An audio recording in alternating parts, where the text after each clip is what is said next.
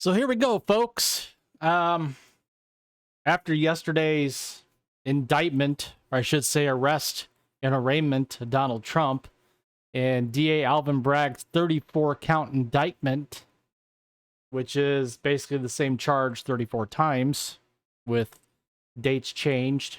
In fact, Alvin Bragg can't even say what the crime is. This from Jonathan Turley via Breitbart.com. Trump case could collapse before it gets to trial. And we know that the next court date is sometime in December. They want trial to start in January and at the very beginning of primary season.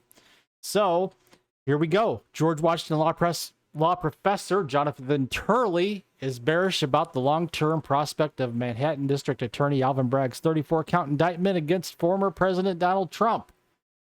During an appearance on Fox News on Tuesday, Turley predicted the case could collapse before it got to trial.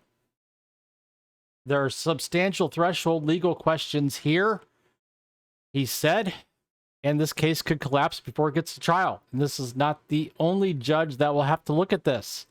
And I think this has to weigh heavily on him because there's no there. Correct. There is no there.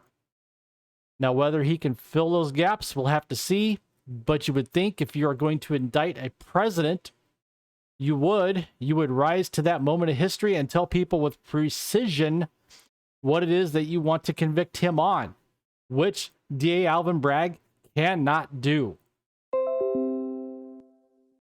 I mean, think about it, folks. The feds, they didn't go anywhere with this, even though, in my opinion, the feds are in on it, just using the local DA as cover. And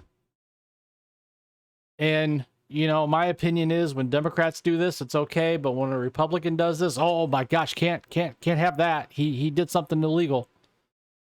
And some of the comments on here are just great. Especially this one here, where the first person says, "Go ahead and say it. Trump was indicted because he's a Republican." Well, person responds to that comment and says, "I disagree. They are one big club. He got indicted for several reasons. He didn't fit in with either party." Correct. He had the misfortune of being elected in 2016. How dare the people not elect an establishment candidate? Correct. He was making life easier for everyone. We certainly can't let people see how they can do better. Correct.